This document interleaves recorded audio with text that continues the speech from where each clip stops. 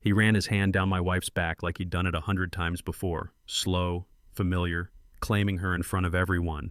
The sun was blazing, the beach packed, but the hottest thing that day wasn't the sand.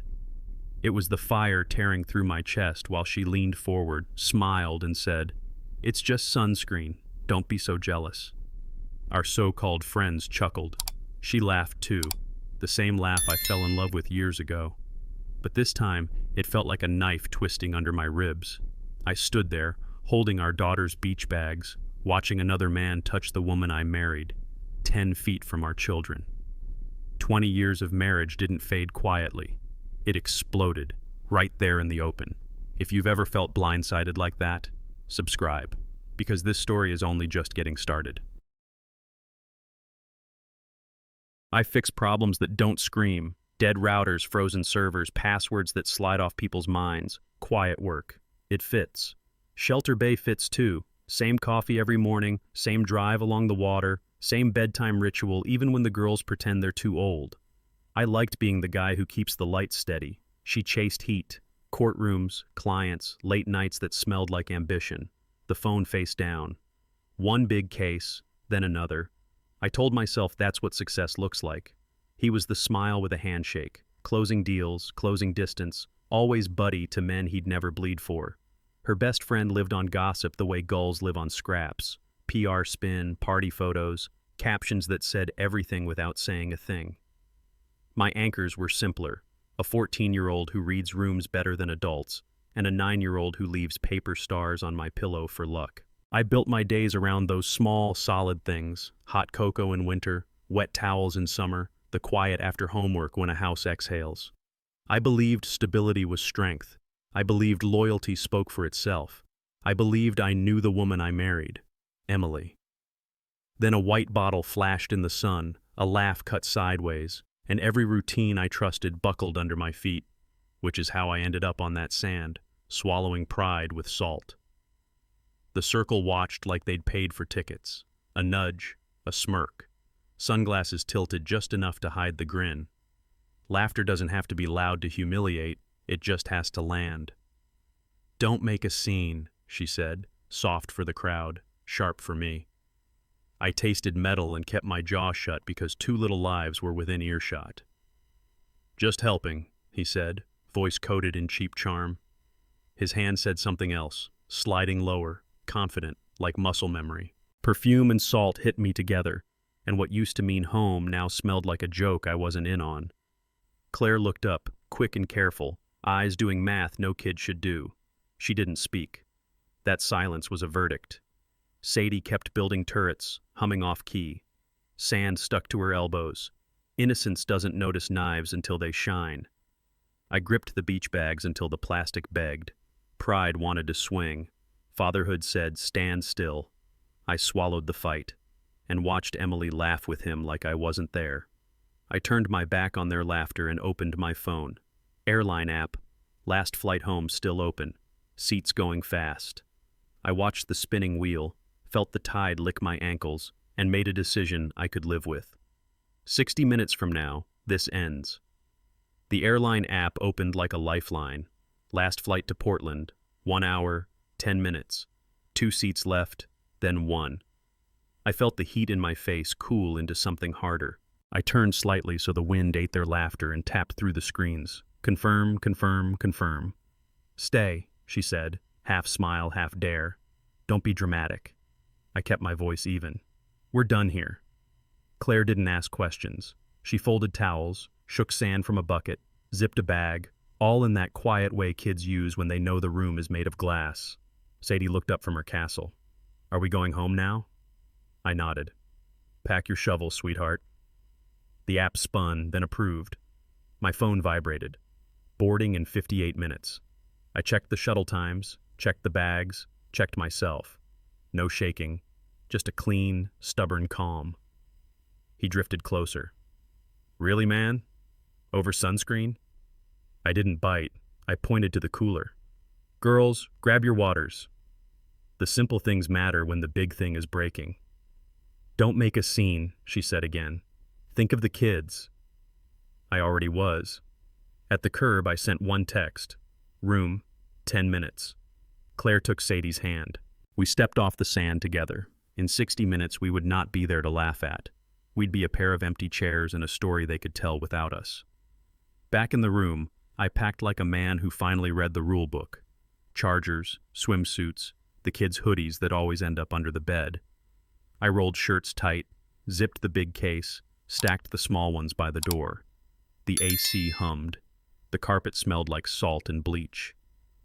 On the dresser, a 3x5 from better years. Me, Emily, and the girls. The wedding photo. Not an album, not a frame, just a print we'd meant to replace and never did. I looked at it long enough to feel nothing. Then I slipped it into the side pocket of my duffel, face turned inward. I found hotel stationery and wrote 9 words. Found your sunscreen. Figure out what you really want. I left the note where a person would set a ring down if they were the type to take it off. Claire stood in the doorway, jaw tight, eyes wet. I shook my head once, no speeches. She nodded back, the smallest soldier I've ever seen. Sadie yawned and leaned against my leg. I tucked her stuffed rabbit into the crook of her arm. I killed the lights, checked the safe, grabbed the key cards. When the door swung shut, the soft click felt like a gavel. In the elevator mirror, I didn't look broken. I looked emptied out, ready to refill with whatever came next. By midnight, we'd be home. And the locks, those would change. We rolled into Shelter Bay close to midnight.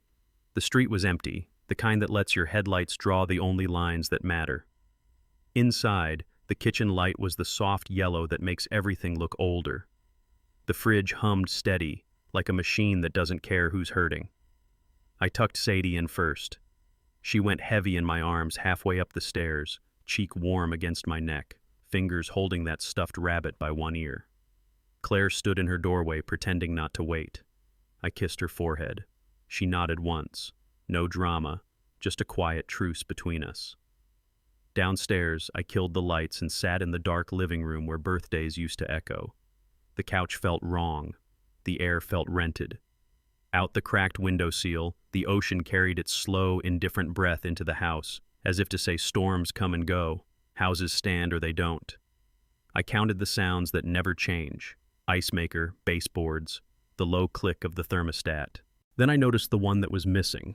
Laughter that didn't cut. My phone buzzed and I turned it face down. Not tonight. I leaned back, hands laced behind my head, and let the quiet tell the truth I'd been avoiding. This house didn't feel like home anymore. And if it wasn't home, something had to change. The phone lit up before sunrise. Emily. I let it ring twice, then answered. "Are you insane?" she snapped. "You humiliated me. You took the girls and—" "I'm at home," I said, steady. "Where are you?" Dead air, then background chatter. A woman's voice, sharp, coached. "Sabrina." A man behind that, low and confident. "Handle it." "You left a note like a child," she pushed on. "You're overreacting to sunscreen." "You're reacting to consequences," I said. "Different thing." "You can't just lock me out of my own house." "I didn't lock you out," I said. "I changed the locks." I let the words sit there and cool. "You can't do that," she hissed, lawyer tone loading a chamber. "You think a judge will—" "I think a judge will love the receipts," I said. "We can compare calendars if you want." A breath, paper rustling, Sabrina whispering tactics that used to work on other men. The smile voice cut back in. "Let's be adults. Meet, talk, fix this privately." "Be an adult?" I said. "Start by being honest." Silence stretched until it creaked. "You're having a breakdown," she tried. Maybe, or maybe I finally stopped ignoring the obvious. I ended the call before the next script line queued up. The room went quiet again. I stared at the contact list, thumb hovering over one name I hadn't used yet. If I wanted the truth, I needed a witness. I scrolled to Tucker and hit call. I called Tucker because he's the guy who tells you when there's spinach in your teeth. No fluff, just truth. He answered on the second ring. "You good?" he asked. "Not really," I said. "Tell me what you saw at the beach." Silence. Not empty, loaded. I could hear his breath, an engine in the background, a decision being made. Man, I hoped you already knew. Tell me anyway. He cleared his throat. It didn't start at the beach. Little stuff before that. Looks, touches, them arriving coincidentally. People thought you two were working it out, or you knew. Another pause. 3 months. Maybe longer. 3 months. The number sat on my tongue like a nail. I wrote it down, then dates, then moments.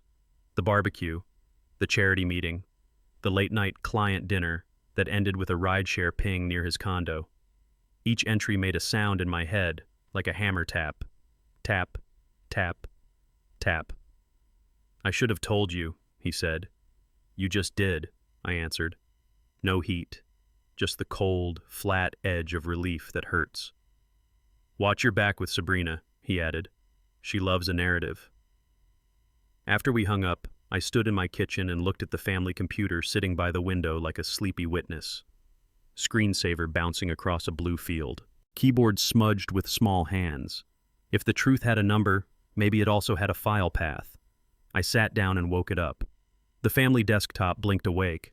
Emily's email still logged in. Not a hack, not a guess, just a careless lock she never set because trusting me was easy. I wish it still was. Inbox, search. A folder named Personal. I opened it like a door I didn't want to walk through.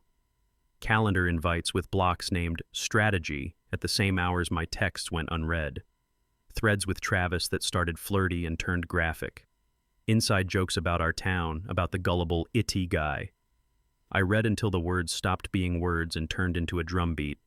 You were right to leave. Then the photos. Our living room with the lamp I fixed, the couch we picked together, but not my body in the frame. Shoes on the rug I paid for. Hands where wedding rings used to say stop. My face didn't get angry. It went blank, like a screen that finally gives up. I took a breath and forwarded everything to a clean account. One she doesn't know exists. Subject line, for the record. Attachments stacked like bricks. I checked the recipients twice, the way you check a seatbelt in the dark. My finger hovered over send. The house was quiet enough to hear the fridge cycle. I clicked. No more pretending. No more maybe. Just data and daylight. I went back to the folder list. Another one stared at me. Finances. I clicked finances and felt that old, stupid hope crawl up my throat. Maybe it's nothing. It wasn't nothing. Statements, exports, tidy PDFs. A red line of numbers marching the wrong way. $30,000 across 3 months. Day trading, crypto opportunities, high yield. Transfer receipts out of our joint account, split into neat chunks, fees from an exchange I don't use, confirmations to a wallet string that looked like static. Notes in the memo line that weren't for me. Ask TR. I stared at those 2 letters until they stopped being letters. Then I checked the dates. Same nights I was overreacting. Same weekends she was catching up at the office. My jaw clicked. The betrayal wasn't just skin deep. It had a ledger. I printed everything. Date, time, amounts, and slid the warm pages into a manila folder. My hands were steady. My mouth tasted like pennies. I thought about the years we told each other the small truths. Which cereal the kids would eat, which bill was due, which payday could cover the tires. Then I thought about a stranger's wallet swallowing my family's money while someone else's hands floated over my wife's back. Emotion doesn't win fights like this. Evidence does. I zipped the folder, backed up the files to a clean drive, and shut the screen. The house seemed to lean in, listening. If the truth needed a fuse, I knew exactly where to light it. I grabbed my keys and headed for Mrs. Whitaker's porch. Her porch light was always on, like a lighthouse for other people's news. I knocked. The chain slid back. "Evening, dear," she said, eyes bright with concern and appetite. "I shouldn't be here," I started, hands in pockets. "It's not my place to talk." She stepped aside anyway. The living room smelled like lemon polish and old paper. She poured tea without asking and waited, knowing silence makes people spill. "It's the girls," I said. "They're confused. I'm trying to keep things quiet." I let the word quiet hang there and watched it itch. "Oh, that's awful," she said, leaning forward. "People are saying all sorts of—" She trailed off, inviting me to fill the blank. "I won't accuse anyone," I said. But if you hear things about late nights, the realtor, and her friend, maybe don't assume I'm the problem. Her eyebrows lifted a notch. The realtor? I sighed like a man resisting gossip. Small town, you know how it is. If there's overlap between him and her friend, I'd rather the girls not see it, that's all. She swallowed the hint whole. Good heavens. I shouldn't have said anything, I added, standing. Please keep it off the kids. She nodded solemnly, which in Shelter Bay means the bulletin just went to press. By the time I hit the sidewalk, porch lights were flicking on up the block. Screens would glow. Phones would buzz. Stories would grow legs. I checked the time and turned toward the Anchor Tavern. If a rumor needs oxygen, a bar provides weather. The Anchor was the same as always. Pool balls cracking, neon beer signs, the smell of fryer oil and old stories. I stepped in, and there he was at the back table, loud enough to cover insecurity with volume. He laughed big, told some closing hero tale, slapped shoulders that weren't his to claim. Tucker caught my eye and tipped his chin toward an open chair near the middle, close enough to be heard, far enough to make them lean in. I ordered a beer I wouldn't finish and said, just a shade louder than normal. Funny thing about sunscreen, sometimes it's not the lotion that burns. A couple heads turned. I took a slow pull and set the glass down like a period. I kept it measured. Also funny how working late lines up with ride shares to the same condo, and how a certain wallet keeps catching our family's money. Small town math. A hush rolled through the place, soft but sticky. Chairs stopped scraping. Even the game on mute seemed to listen. Someone whispered Corvette. Another whispered her name. I didn't confirm. I didn't deny. I let the words do the work and watched them crawl under his skin. He tried to smile and missed. The grin collapsed into a swallow. Air got heavy. Grease thick. Storm before rain thick. I finished my beer, nodded to Tucker, and headed for the door. My phone buzzed before I reached the parking lot. Her friend. Of course. Stop lying, she snapped the second I answered. You're spreading garbage and people are repeating it. Which part's a lie? I asked. The late nights, the transfers, or the car that sleeps where it shouldn't on Tuesdays? She stalled. Paper rustled, like she was flipping through a script for the right line. You're twisting things. You're unstable. This is harassment. Harassment is a red Corvette parked outside your Victorian until 5:12 a.m., 3 Tuesdays in a row. I kept my tone flat. License plates readable in the streetlight. Cute decal on the bumper. Want me to send the picture where you're opening the door? A sharp inhale cracked through the speaker. Nothing theatrical about that sound. You took photos of my house? I took photos of my life being stepped on, I said. Your porch just happened to be beneath the boot.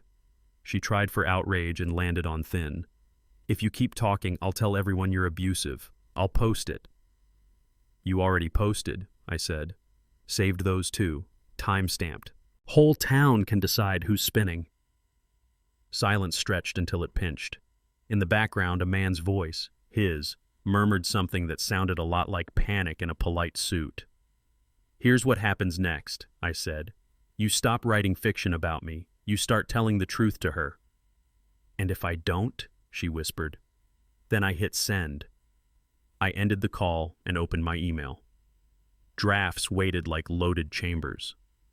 I was drafting an email when Claire appeared in the doorway holding the iPad like it might bite. Her hands shook. Dad, I think you should hear this.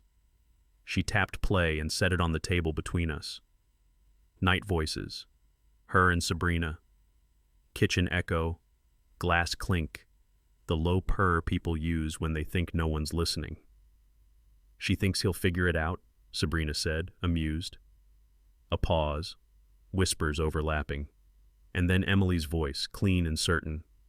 He's never smart enough to notice. Just keep him busy. Let the nice guy do the nice guy thing. Laughter. Dry, superior, like heels clicking on tile. More whispers. Tuesdays are clean. He's predictable. Another snort. And if he does find out, he'll fold. Claire stared at me, brave and breaking. I pulled her in. She smelled like shampoo and ocean. I felt her ribs under my hands, small and tense. I'm sorry you heard that, I said. She nodded against my chest, silent tears soaking my shirt. There's a kind of rage that's loud. This wasn't it. This was a cold front moving through bone. I saved the file, duplicated it twice, labeled it like evidence. Audio ZA01, kitchen, 1:17 a.m. When Claire finally slept, I sat at the table with the iPad and the family laptop side by side. If they thought I was the nice guy who'd fold, they misread the manual. The next tab I opened wasn't email, it was money. I started with routine accounts, the ones that pay the mortgage and keep the lights honest. Then I saw it. Claire Education, a savings account we set up after her 5th birthday. Me and Emily. Balance lower than memory. I drilled down. Monthly withdrawals. $5,000. $7,500. $10,000. 3 straight months. Clean intervals. Notes that weren't notes, just fragments. Transfer, high yield. Crypto in. Ask TR. My stomach dropped in a slow, helpless elevator. I cross-checked dates with the emails and rideshares. They matched like teeth on a gear. Money out when client dinners ran late. Money out when that red Corvette slept under the streetlight. Every line a small, quiet theft from a future I promised my kid. Screenshots, PDF saved, export to a clean drive. I printed hard copies because paper doesn't crash. The printer chattered in the dark kitchen while the house breathed steady upstairs. I wrote amounts on a yellow pad, big numbers in block letters, until the page looked like a ransom note. There's betrayal that bruises pride and betrayal that claws at your duty. This was both.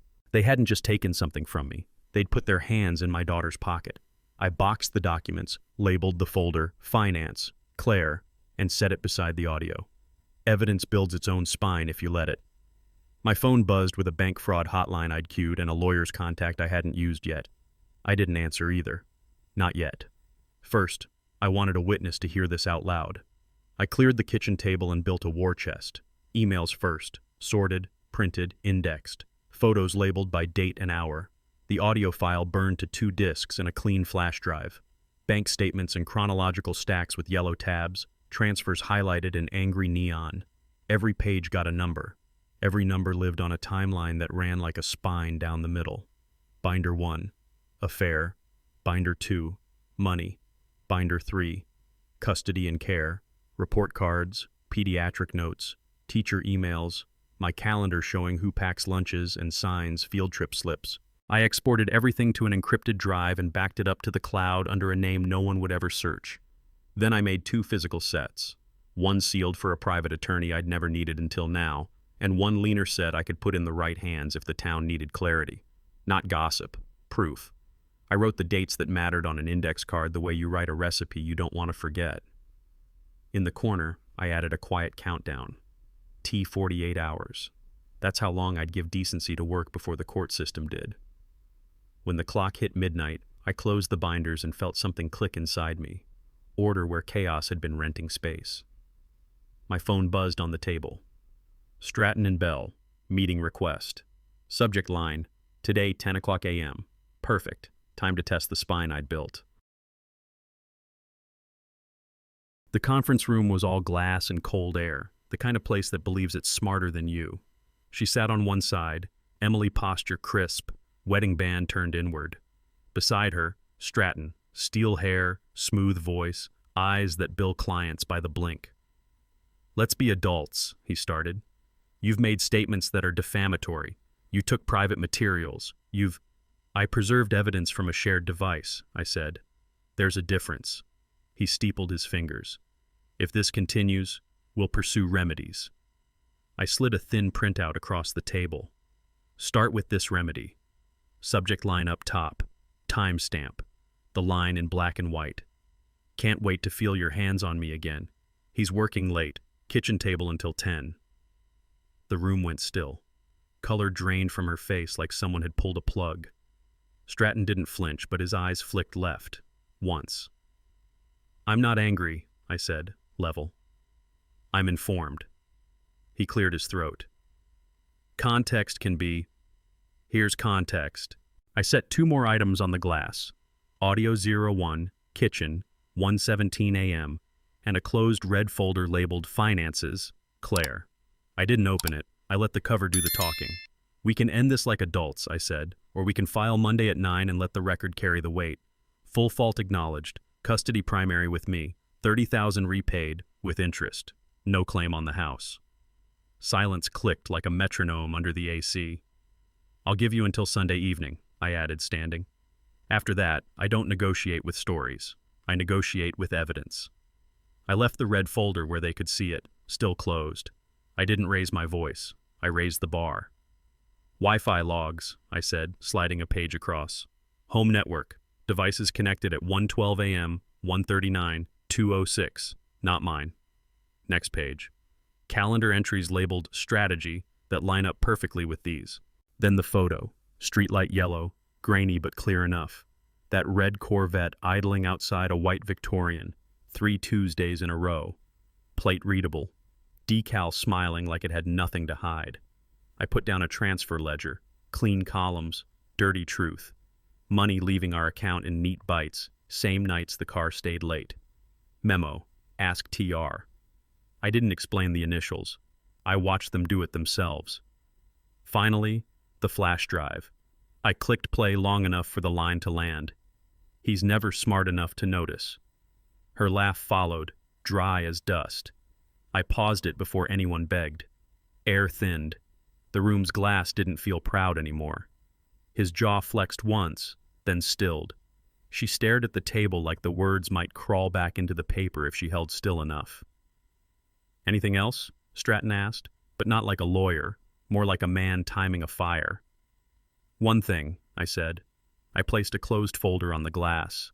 Custody, care, school notes, doctor visits, who packs lunches, who shows up. The AC kicked on, loud as judgment. The wall didn't crumble. It cracked. And through that crack, daylight. Tomorrow I'd swing the door open. I set the divorce packet on the table like a settled bill. You want a clean exit? Start here. Own what you did. Leave what's not yours. House, savings, stability. Pay back what you drained. And let the girls sleep somewhere solid. Her eyes filled. And for a second I almost felt the old reflex. Soothe, soften, save. It passed. Tears can be honest. They can also be strategy. This is excessive, Stratton said. This is proportional, I answered. To choices, to timelines, to zeros. I can explain the money, she whispered. Emily, I can explain the money. You will, to the bank and to me, in that order. This feels like a threat, he said. It's not a threat, I said, steady. It's a receipt. Consequences are not violence. Silence lay down between us, AC ticking, the faint buzz of a fluorescent light. Somewhere, a copier coughed. You're really doing this, she said, small. I'm really done, I said, with excuses, with pity, with secrets. I tapped the last page. Signature line, date, a place for her pen to tell the truth she wouldn't say out loud. I'll give you until Sunday at 6, I added, standing. After that, filings at 9 a.m., and the record speaks. The folder stayed. I took my keys. Outside, my phone buzzed. Unknown number. I knew exactly whose voice I'd hear if I answered. By dusk, the town had a new headline, a vague post with a sharp edge. Some men look kind, but behind closed doors they're controlling and toxic. No names, no need. Comments filled in the blanks. Half the town nodded like they knew me better than I did. The other half DM'd me screenshots. I didn't argue. I didn't post. I saved. Full-page captures, timestamps, URL strings, every edit logged. I archived story slides before they expired, grabbed the captions where she prayed for victims, and the replies hinting at years of emotional abuse. I forwarded the package to counsel with one line. Preserved as of 6:42 p.m. Silence isn't surrender. It's bait. You let the fisherman tug his own hook deeper, then you pull. I waited 24 hours, said nothing, watched sources multiply and contradictions collide. In one thread I was absent, in another I was clingy, in one I was broke, in another I controlled all the money. I didn't have to lift a finger. She was building my defense one sloppy claim at a time. By morning, an invite hit my inbox. Shelter Bay Community Gala, Saturday, 7 p.m. She'd be there. They'd all be there. The room where reputations go to preen. I put on coffee and texted Tucker. Black tie? Fine. Let's give the truth a seat. I didn't plan to speak loudly. I planned to be seen, and let the right people ask the wrong question. Shelter Bay dresses up once a year to feel bigger than it is. The ballroom lights were soft and expensive. The smiles were too. I walked in wearing a tux that felt like borrowed armor and collected every glance without spending one back. They were posted near the silent auction. Her, perfectly composed. Him, polished like a showroom hood. The friend, camera-ready sympathy. I didn't detour. I made small talk with donors, thanked a teacher for noticing Claire's math, laughed once at something harmless. Normal is its own weapon. People drifted over in 2s and 3s, the way birds test a wire. How are the girls? Solid. Are you doing okay? I will be. The foundation chair pressed a hand to my arm, lips pursed with concern. There's chatter about an arrangement, she said carefully, eyes ticking toward the trio. I let a small breath out, as if considering something delicate. Modern problems, I said. Some folks solve them in modern ways.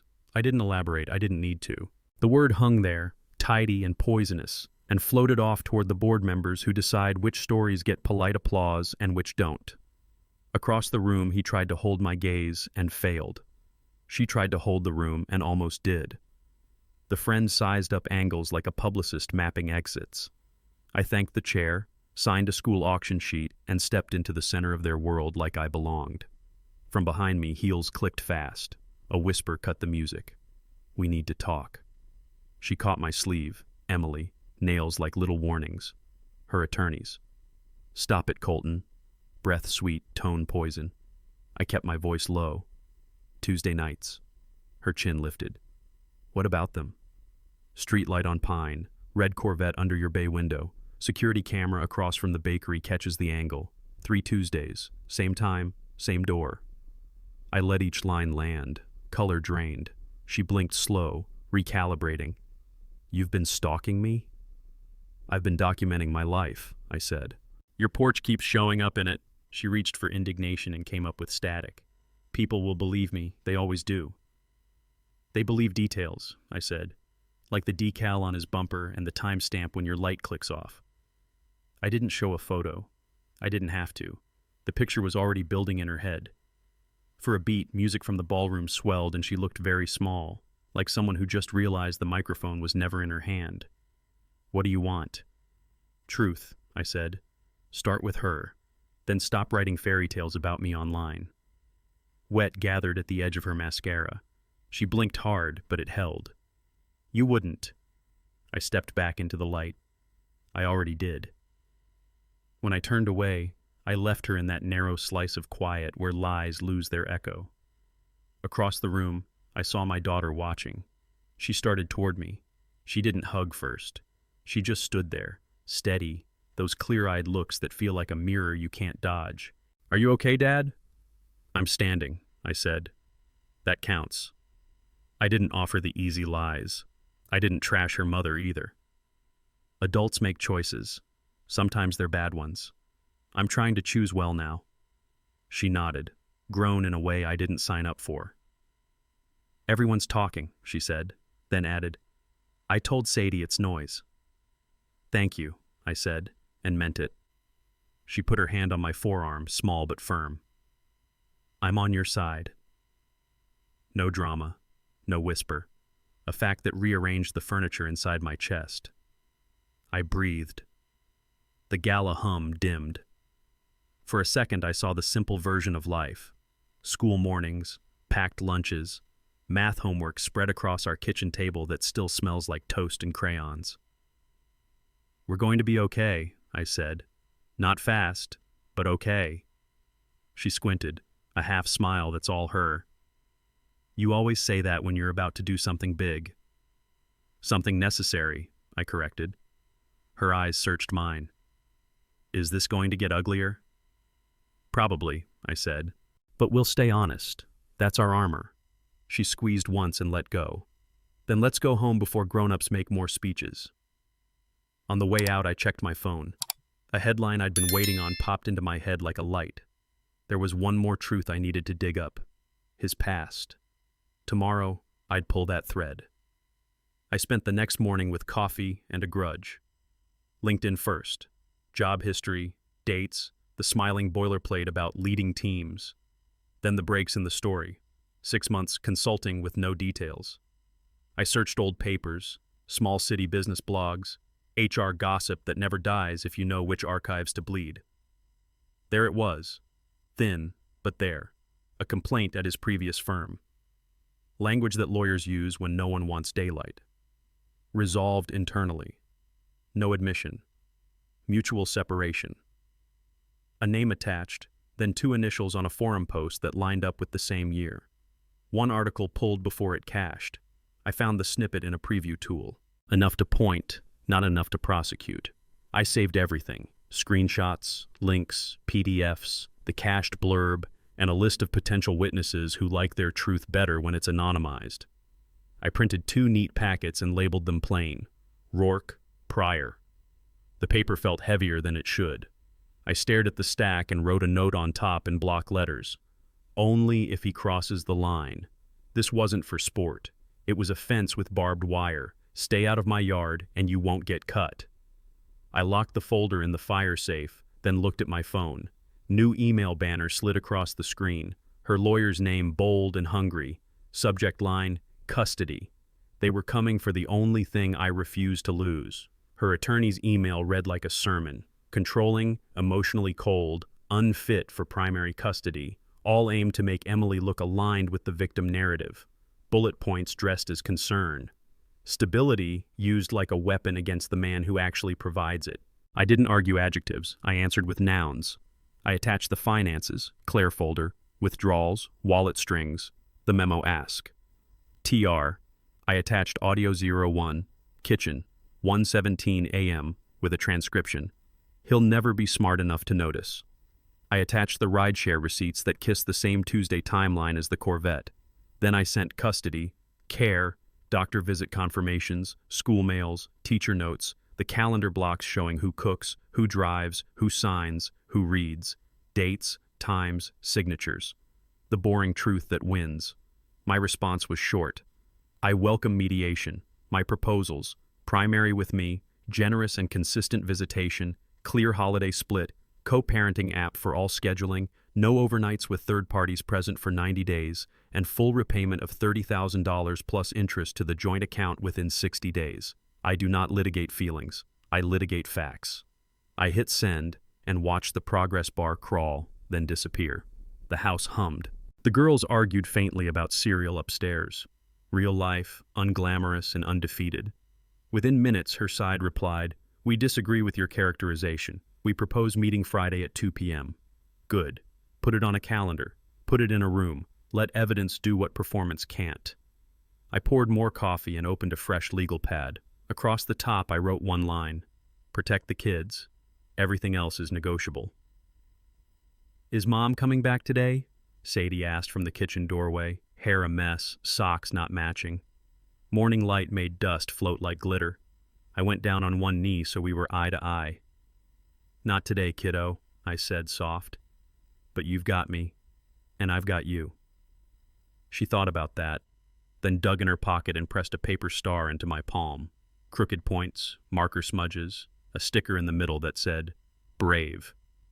"For you," she said, "so you get better." My throat did that tight thing. "It already helps," I told her. She climbed onto my lap and leaned her cheek against my shoulder. The house stopped feeling like a courtroom for a minute and went back to being a kitchen that smells like toast. Upstairs, Claire banged a drawer. The clock on the stove clicked to the next minute.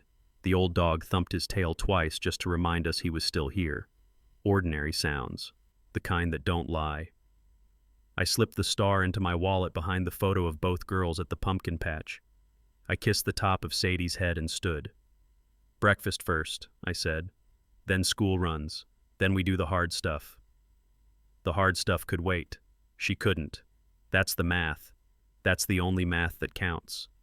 I set her at the table, poured cereal, and let the quiet tell me what to do next. My phone rang just after drop-off. Stratton and Bell on the screen. I answered on speaker and set it on the kitchen table where the binders sat like weights. "Let's find a quiet resolution," he began, voice calm, polished. "No reason to scorch earth. Emotions run high. We can keep this private." "I prefer clear to quiet," I said. "Admit what happened. Pay back what you pulled. The house and girls stay with me. You get time, with rules. No overnights, no shadows. We log everything." A pause. Papers shuffled. Somewhere he pinched his nose.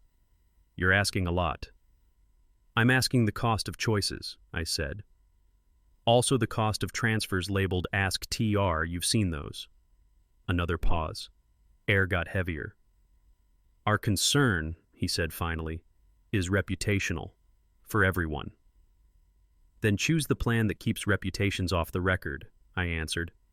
"Truth privately now, or truth publicly, Monday at 9. I heard a second line click in. She was there, not speaking. The silence wasn't empty, it was calculating. He tried a smaller offer. I didn't counter. I repeated mine, word for word, until they sounded like steps in a staircase. "We'll review," he said. "You've got until Sunday at 6, I replied.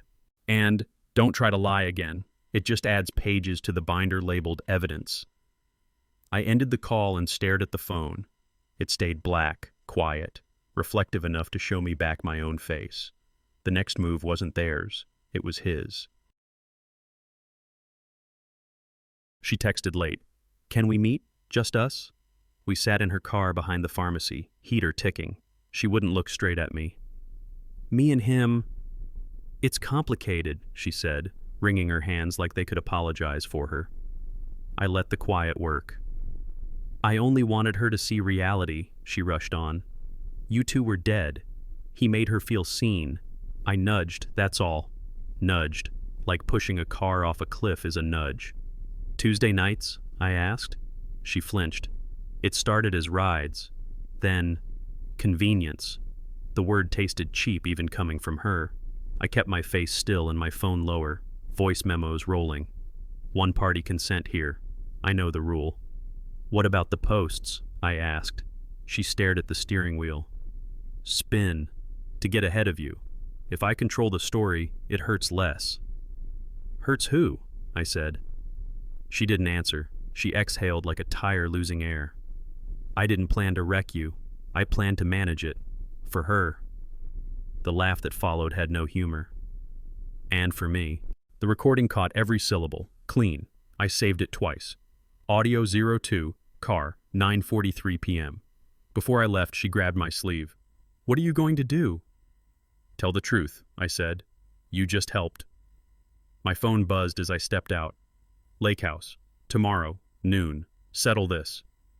Her text sat at the top of my screen like a court date. Lake House. Noon. One and done. Fine. I fed the printer until it clicked warm. 2 fresh sets of everything. Affair, finances, custody and care, the smear screenshots, the car audio, the old HR blot on his resume. I clipped them clean, labeled the spines, slid a flash drive into each binder's pocket. Paper doesn't crash. Redundancy sleeps better than hope. I called my mother. "Can you keep the girls till dinner tomorrow?" No questions, just yes. That's love when you're 44. I texted counsel. "Stand by noon 3. Expect updates." He replied with a thumbs up and a clock emoji. Strange comfort. I packed a small go bag like I was heading into weather. Charger, legal pad, pens that actually write, copies of the keys. I slipped Sadie's paper star behind my license. I looked at Claire's latest math sheet on the fridge and left it there, perfect and ordinary.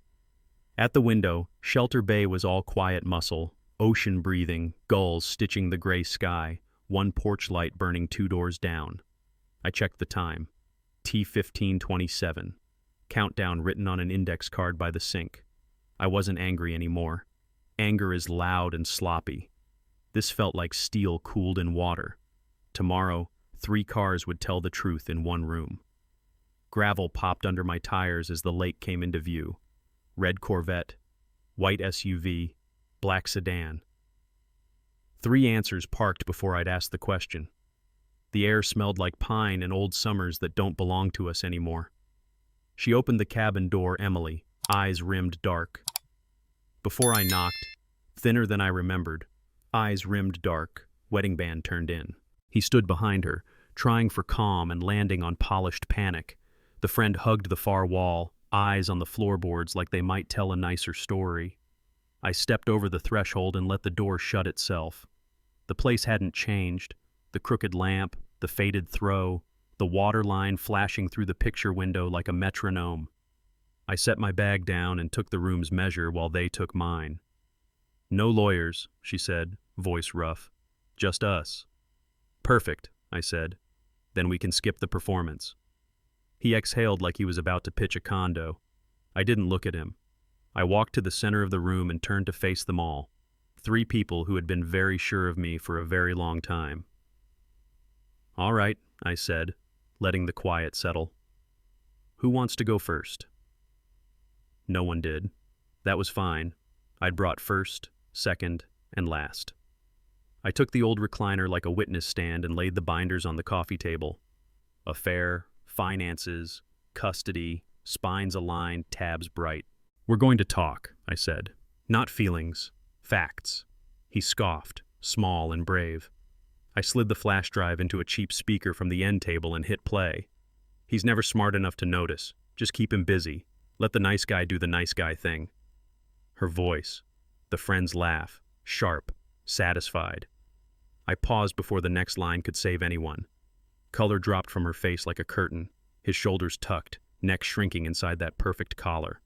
The friend finally looked up and found no help. "These are timestamps," I went on, tapping pages. "Wi-Fi logs, rideshare receipts, Tuesday nights that line up in clean, ugly rows. These aren't transfers, they're thefts, with names." "This is out of context," he tried. "Context is the rest of the folder," I said, pushing finances closer. "So here's what we do. Cut the lies, sign the future. But we can open it after we finish 2 simple things." I leaned forward. 1, we stop lying. 2, we decide what you're willing to sign so the kids land on solid ground. Silence thickened until the dock creaked outside. "Your move," I said, and pressed play again, this time letting the worst part roll. She cracked first. Tears, fast and messy. "I'm sorry. I made mistakes. But you've been so cold, so distant. If you had just—" "That's not apology," I said. "That's gaslighting. You don't get to light the match and blame the smoke." Her mouth opened and shut. I slid the timeline forward with 2 fingers. March 8th, strategy meeting that ends 2 streets from his condo.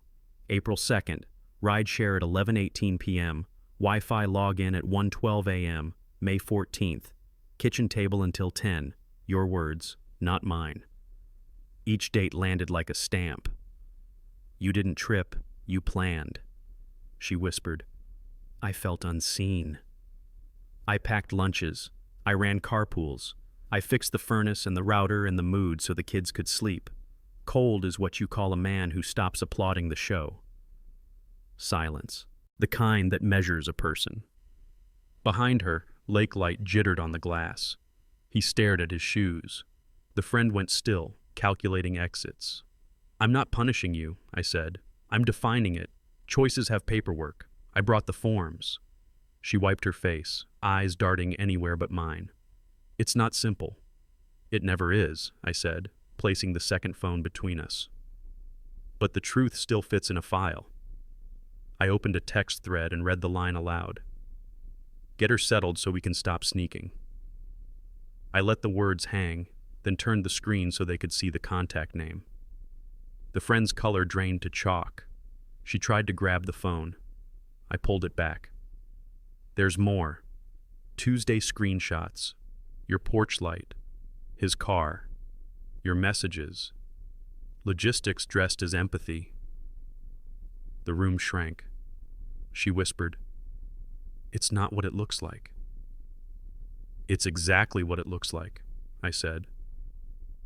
2 affairs in a trench coat. The wife spun toward her. "How long?" The question hit like a thrown plate. "It's complicated," the friend stammered. "How long?" Louder now, voice tearing.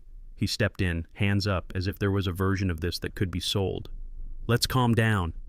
"Don't you dare," she snapped, and something old and fierce came back to her face. "How long?" I answered for them. "Over a year. Tuesdays weren't chosen for me. They were chosen for you." The friend sagged. The truth finally said the quiet part out loud. The wife made a sound I'd never heard. Part grief, part rage, and the room tipped with it. He reached for her arm. She yanked away like his touch burned. I slid the finances binder to the center. "We're not done. There's one more line you all crossed." The doc groaned outside, and the last of the good stories left the room. "Colton, who are you trying to scare?" he said, chin up, voice slick. I slid a slim folder across the table, the one I promised myself I'd only use if he forgot his place. "Your last firm, HR Director Megan Ward, year 2019. Complaint language. Resolved internally, no admission, mutual separation. Funny how many ways there are to say we paid to make it go away." A twitch started under his left eye, then another. He glanced at the friend, then at her, then at the door like daylight could save him. I kept talking, calm as a ledger. 2 names attached. One went private. One left a breadcrumb on a local forum you never bothered to scrub. I printed the breadcrumb. He tried to laugh and coughed instead. "That's not... It's exactly what it is," I said. "And it stays in this room unless you cross my line." I leaned in, voice low enough to cut. "You go near my family again, you show up at my house, at my kids' school, at their games, I make this public. Names, dates, screenshots, the kind of truth that doesn't wash off." His knees hit the couch like someone unplugged him. The salesman's smile died without ceremony. I turned to the finances binder and flipped it open. "Now we talk about the only line that matters. I read the terms the way you read a verdict. Put it in writing. You knew, you lied, you owe. I keep the house, the accounts, the calendar, the kids. You see them on time, without surprises, without overnight guests, for now. We log everything. Ink, not promises." She shook her head, small and shaking. "It's too much." "It's proportional," I said. "To choices, to totals." She reached for indignation and found air. I slid one manila folder forward. Finance, Claire. Inside, screenshots, withdrawals, the account meant for our daughter's college, nicked month after month. $5,000, $7,500, $10,000. Memo lines, high yield, crypto in, ask TR. Her hands went limp. She sat hard, like the chair had been yanked. The friend looked away, studying nothing with professional focus. "This isn't about you and me anymore," I said. "You didn't just take from a marriage. You took from a child." Tears came fast. I didn't move. "You'll repay every dollar," I went on. "Not to punish you, to repair what you cut." He started to speak. I raised a hand without looking. He shut it. I tapped the signature lines. "You sign these, we stay quiet and clean. You don't, we file Monday, and the record does the talking." The late clock ticked once, loud as a gavel. "Choose," I said. "I'll take custody," Emily snapped, like saying it could make it true. I didn't raise my voice. I opened the custody and care binder and laid out the life we actually live. Pediatric visit summaries with my signature, teacher emails about math and reading logged from my account, after-school schedules with my pickup times circled, the calendar showing who packs lunches, who signs permission slips, who sits in the bleachers when it rains. I slid over a stack of photos no court cares about, but every judge understands. Science projects on our kitchen table, report cards pinned to the fridge, bedtime books in a pile that never fully gets put away. "Same terms," I said. "They live with me. You see them, on time, no drama, holidays are set, no overnight guests until trust returns. And every schedule lives in the app. You want more time? Earn it with steadiness." She opened her mouth. Nothing came out. The salesman tried to speak for her. I held up a hand and didn't look his way. "This isn't about winning," I said. "It's about the girls walking on floors that don't move." She stared at the pages like they might blink. "You're cruel," she whispered. "No," I said. "I'm specific. We teach our kids with the truth." The lake pressed its quiet against the windows. She had no place to put an argument there, only a pen. I stacked the binders, slid them into the bag, and zipped it slow, the way you shut a toolbox when the job's done. The doorknob felt cold and honest. I opened it, and the lake air hit like a rinse. Pine, old water, something clean that doesn't ask your permission. Behind me, the room broke. 3 voices tripped over each other. Accusations looking for a place to land. Chairs scraped. Someone said, "Listen." No one did. It sounded like what it was, people arguing with the bill. I didn't turn around. The steps were the same splintered boards they've always been. My boots found each one like they remembered. Gravel popped under my heels. The cars sat where I left them in my head, red, white, black, choices in paint. I paused at the bottom and let the wind take the last of their words. The bag felt lighter than paper should. The phone in my pocket buzzed once, Tucker checking in. I texted back, "Headed home." There's a line you cross where you stop being the guy things happen to. I felt it in my legs more than my chest. I opened my door, set the bag on the passenger seat, and looked straight ahead. Whatever they did next was their story. Mine had a house to return to, and 2 girls who needed breakfast in the morning. Dinner was a cardboard box and 2 paper plates. Claire spread her algebra across the table, pencil tapping a rhythm only she hears. "Quadratics," she said, rolling her eyes. I slid the pepperoni toward her and we worked the first problem together, X's and roots and a little victory when the numbers finally behaved. Sadie burst in with a new paper star, edges a bit crooked, purple marker bleeding through.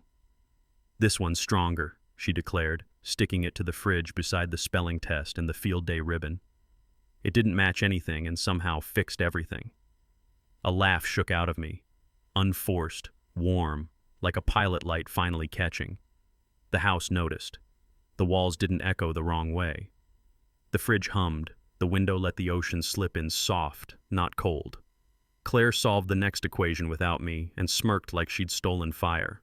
Sadie ate 2 slices, all crusts, all pride.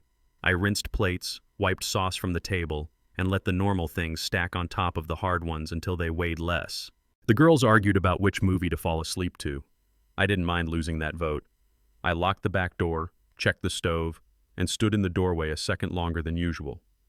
Home felt like home again. Not perfect, alive. The noise outside kept buzzing. Posts, whispers, theories from people who collect certainty at discount. I didn't feed it.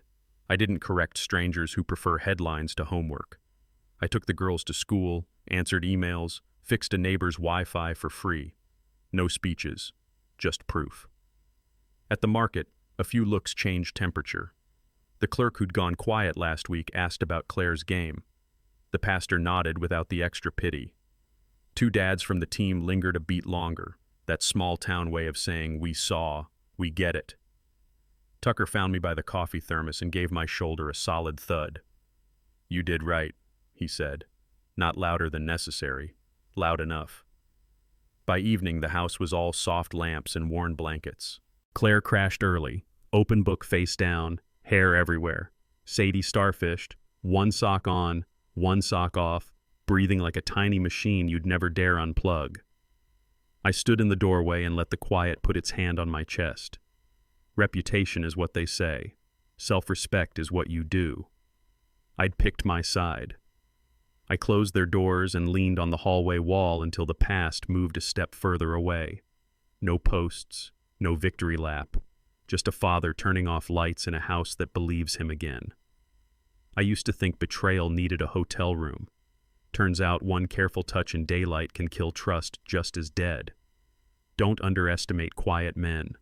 We count, we watch, we build. And when the floor gives way, we don't scream. We shore up the beams and carry the kids across. Safety, love, honor. I took them back piece by piece. Not by shouting, by showing up, by packing lunches, fixing routers, keeping receipts, and telling the truth even when it made the room colder. Shelter Bay still throws waves at the windows. That's what oceans do. But inside these walls, the air is steady. The girls sleep. The house believes us again. If you've been where I stood, on a beach, a driveway, a kitchen tile, hearing laughter that wasn't yours, remember, you don't have to win the crowd. You just have to win your home. Now it's your turn to choose and say it out loud. 1. Forgive, because you see a path and you'll walk it with boundaries. 2. Walk away, because the line was crossed and you're done. Drop a 1 or 2 in the comments, tell me why, and share this with someone who needs a spine tonight. If this hit home, subscribe. I'll keep telling the hard truths so you don't have to stand there alone.